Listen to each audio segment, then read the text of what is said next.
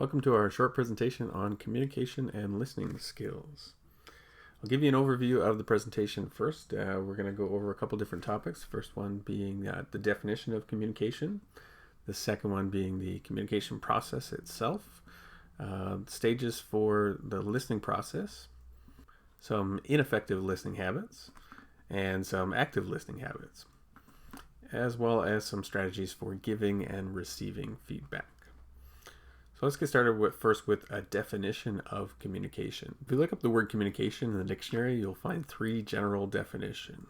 First one being the act of communicating, transmission, so sending information. Second being the exchange of thoughts, messages, or information, as by speech, signals, writing, or behavior or gestures. And the third being the art or technique of using words effectively to impart information or ideas or feelings.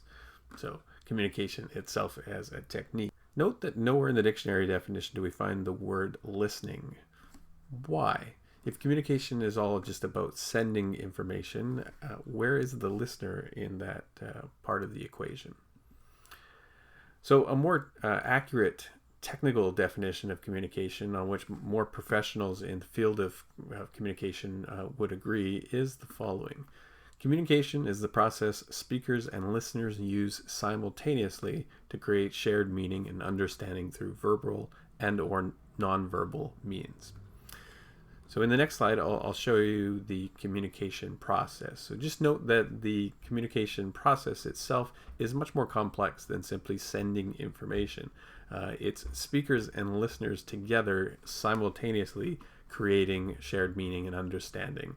So here's a diagram that communication instructors might use to explain the communication process and all the different parts to it. So on the left hand side, you'll see the speaker arrow, and the speaker is both a sender and a receiver of information simultaneously, so at the same time. On the right hand side of the diagram, you'll see the listener, and the listener as well is both a sender and receiver of information. And you can think about this in the basic sense, so that if a speaker says some words, the listener is receiving those words, but as well they're also sending information through their body language to the speaker, and the speaker is simultaneously receiving that feedback, that body language from the listener, and sending information through their body language. In the middle of the diagram, you'll note there's a box with 4 different components to it. The main part in the center is the message. And keep in mind that depending on the communication event, the message might be an idea or a series of ideas, or it might be more just the purpose of the communication event is more to kind of impart feelings. So you can think about this in the basic sense. If you show up to work in the morning to start your shift, and you see a coworker and you say, "Hey, how's it going? How was your weekend?" Or "How was your evening yesterday?" The purpose of that communication obviously is not to necessarily get information from the person that you're asking questions to, but it's more to kind of create a sense of community and kind of a sense of kind of that you care about your coworker. So it's more a feeling rather than an idea, the message of that communication event.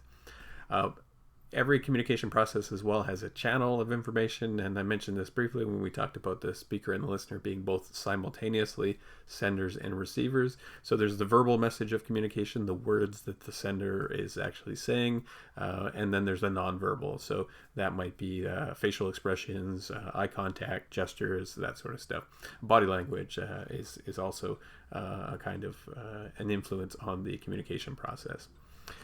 On the top and the bottom of that middle box, you'll note there is both internal and external noise. And note that the noise affects the quality of communication and the effectiveness of the communication event.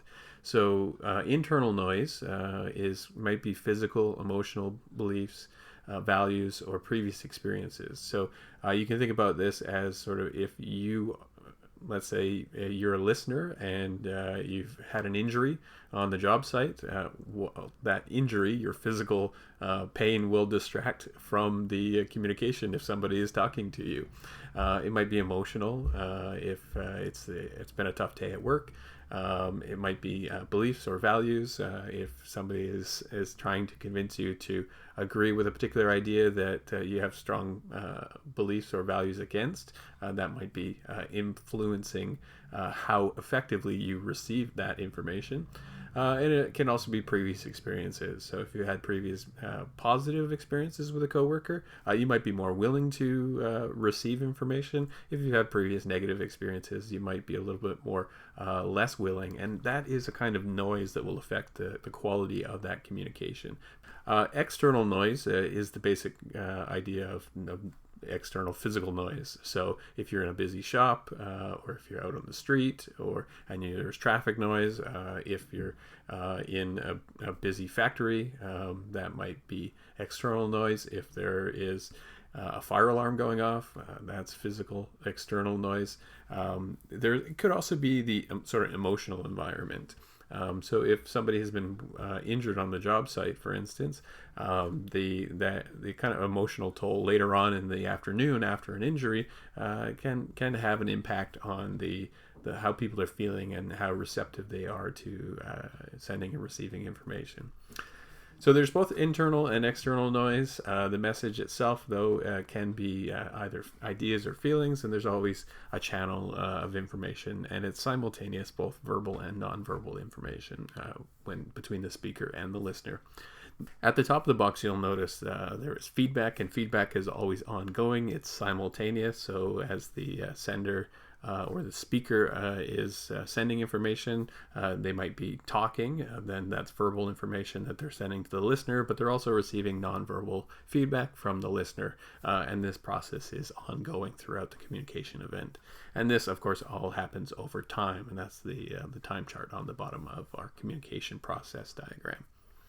So the basic point I want you to understand through this diagram is just to note that the communication process is more complex than simply how to send information to one person to the another. That the communication process is affected by internal and external noise, and that you're always communicating in this process, whether you're a speaker or a listener. So to break this down, there's a couple observations that we want to stress. Communication is dynamic. It's an ever-changing process. Communication interactions are never the same twice, so you can't repeat the same communication because the event will be different. It'll be happen at a different time, and then the internal external noise will impact it differently. It can't be the same twice. You cannot not communicate no matter how you try. You can be a stone and try to give no feedback to the listener, but that in itself is a form of feedback. So you're always communicating whether you're a speaker or a listener in the communication process. Speakers and listeners are simultaneously senders and receivers, so I mentioned that. It's a more dynamic process. A speaker can control a few aspects of the communication process and can influence many others, but cannot ultimately control the response. So the speaker is part of the communication process, but it also depends on the listeners and the response of the listeners. And the speaker can set themselves up for success, but they can't ultimately control the process. It's a mutual shared process. The sender's background, experiences, beliefs, and circumstances may distort the way they communicate, and simultaneously or conversely, the listener's background, experiences, beliefs, and circumstances may distort what they hear. So first of all, we'll list some ineffective listening habits, because effective communication depends on active listening. Ineffective communication we can all probably recognize. If you're having a conversation with somebody and somebody is playing with their phone while they're trying to listen to you, that'll cause a breakdown in the communication. Sometimes people will feel frustrated, like you're ignoring them, like the person that's receiving the information is not really paying attention. So why should I bother talking? The second ineffective listening habit that you might recognize is if people look away or if they're distracted when they're trying to receive information. That's a habit that will often cause a similar response, that then the speaker may stop talking and you receive less information. If you ignore the internal or external noise, that can sometimes have a negative impact on the communication process too. So if it's a really noisy space and you talk at the same level, that's not going to be effective communication. If there's a lot of internal noise, in the sense that it's at the beginning of a shift and somebody seems really stressed out or tired, so that will have an impact on the kind of communications. If you increase or decrease physical space, so people tend to have a kind of natural bubble, and if you get too close to their bubble, or if you're too far away from their bubble, it will have an impact on the communication. If you get too close, sometimes people feel uncomfortable, then they'll kind of stop talking, or they may back up a bit. If you're too far away, then they may stop talking because they recognize, okay, you're pulling away from the conversation, you're not really receiving the information. Keep in mind that the physical space is partly cultural, so it may be different in different cultures, and depending on people's background, they may have different interpretations of what's the appropriate level of physical space. If you talk over the speaker frequently, if they're trying to say something and then you interrupt them, certainly that's going to cause a breakdown in the communication process. If you assume what the speaker's next sentence is going to be and you try and finish it for them, certainly that's going to irritate people. If you cross your arms and you're defensive, then that will sometimes disrupt the communication process. Now, it depends on the situation. Sometimes people will stand very comfortably with their arms crossed, and it will not be a problem because they're sending other positive active listening feedback to the speaker, and so it depends on the situation. But generally, if your arms are crossed, if you're defensive, it will signal a kind of defensive posture to the speaker, and they may be less willing to share information. If you ask questions that aren't really relevant to the purpose of the conversation, then that can have an impact on the quality of the communication. The speaker will, if they don't feel like you understand the purpose of the communication, then they won't feel like what they're saying is valued, and therefore it's a waste of their time. Conversely, if you ask no questions, sometimes it's hard for the speaker to know whether their information is being received appropriately. If you don't validate the speaker's ideas or information, so one key way that we kind of do this naturally is say yes, okay, or nod your head when you're listening. All these kind of cues send information back to the speaker and validate that your information is being received. If you don't send that information, then the speaker may think that their information is not being received, and that will cause a breakdown in the communication process. If you talk about yourself excessively as a listener, then the speaker may feel like they're not valued, or their message is not valued, so therefore they're probably going to stop talking. And certainly if you're closed-minded or judgmental of people, then they'll often feel like it's not worth their time or their energy to share information with you. All right, so active listening habits. So how do we flip these negative listening habits or ineffective listening habits to active listening habits? So rather than playing with your phone while you're listening, certainly if you reduce your personal distractions, it'll have more positive impact on, you'll get better communication through the communication process. So rather than looking away or being distracted, if you make eye contact regularly, that will signal sort of a positive reception of information to the speaker. Rather than sort of trying to ignore any internal or external noise, if you are attentive to that noise and you adapt the communication techniques that you use to that situation, then that'll be more positive for the speaker, and you'll get better communication. So in regards to the physical space, if you're attentive to someone's bubble and you maintain appropriate or safe physical space, both safe physically but also safe sort of emotional space, then people will feel comfortable, and you're more likely to have a positive listening situation. So of course, rather than talking over the speaker frequently, if you wait for natural pauses to respond, rather than assuming the speaker's next sentence, if you listen openly without assumptions, rather than crossing your arms and becoming defensive, if you try to keep an open posture with arms at your sides, or depending on the situation, in your pockets, and kind of casually trying to keep your your body positioned towards the speaker, then you'll have an open posture and you're more likely to get a positive response. So rather than irrelevant questions, if you ask questions that are relevant to the purpose, so keep in mind that the purpose might be ideas, it might be trying to communicate a sequence or instructions to you, but it might also be just kind of small talk to kind of, the purpose might be just emotional in that sense, kind of bonding. So rather than no questions, of course, ask thoughtful, responsive questions. A good way is if you can pick up on something that the speaker is saying and you can paraphrase that. That's a way to show that you're understanding what they're saying, and that those are thoughtful responses. Of course, if you validate the speaker's ideas or information, so yes, okay, yep, got it, makes sense, nodding your head, that kind of positive feedback, that helps to validate the speaker's information, and you'll get more information, most likely. So rather than talking about yourself excessively, of course, focus your attention on the speaker, and rather than being closed-minded, try to be open-minded, patient, and non-judgmental. All right, so the next little section at the end, I'll just give some tips on strategies for giving feedback and receiving feedback. So when you're giving feedback, sometimes this is the most difficult part about being in the workplace.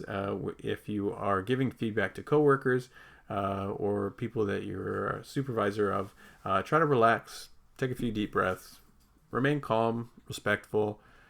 Remember that feedback should also be positive, but also constructive. So we could say positive or negative, but I think the idea of a negative feedback should be constructive. It should be helpful in some way. So negative isn't really the term that I would use here. It should be positive, so praise what's working well, but also constructive, what could be improved. Keep in mind you should provide feedback in appropriate locations. So if it's going to be constructive or somewhat critical feedback, perhaps private space would be better. Put your feedback into context. Try to situate it in a particular event, something that happened on the job site or at work, and then try to explain how things happened in that context and how it could have happened differently in the context. If you notice a receiver is distressed, try to slow down, take a short break, or reschedule the discussion if that's necessary. And finally, allow the receiver to answer and ask questions and provide input into that process of feedback. Focus on the issues, not the person, and provide feedback at an appropriate time. Next, I'll give you some strategies for receiving feedback. Sometimes this is the most difficult part of learning, is that receiving critical feedback from your supervisor or your manager. Try to relax, take a few deep breaths. Use active listening strategies, so all those sort of nonverbal cues and those sort of verbal cues that you can use that we listed before. Remember to try to be respectful. Acknowledge that feedback by paraphrasing it or asking for clarification as necessary. Take responsibility for your own learning, and if you've made a mistake, then own up to it and move forward. Ask for useful strategies for the future, particularly if you're receiving constructive feedback where it's somewhat critical but doesn't give you a direction or an alternative for action. Ask for those kind of strategies. If you disagree with the feedback that you receive, try to be assertive. Don't just receive it and say, okay, yeah, that's it, and then walk away and feel unhappy and grumpy and or ticked off. Be assertive, but respond. Of course, this will depend on the speaker, and you have to judge how open-minded and how receptive the speaker is, but generally stick up for yourself and be assertive, but try not to be aggressive. And maybe the better time to respond to sort of a negative critique is after you've had a little bit of time to think about it, and then come back and ask to carry on a conversation, ask for a little bit of clarification to kind of follow up on something. And lastly, be comfortable with the learning process. We're all going to make mistakes. That's part of what it is to be human. But the learning process is about understanding those mistakes and recognizing them, and then planning to overcome them and make plans for the future. So be comfortable with that, but take responsibility for your actions and move forward.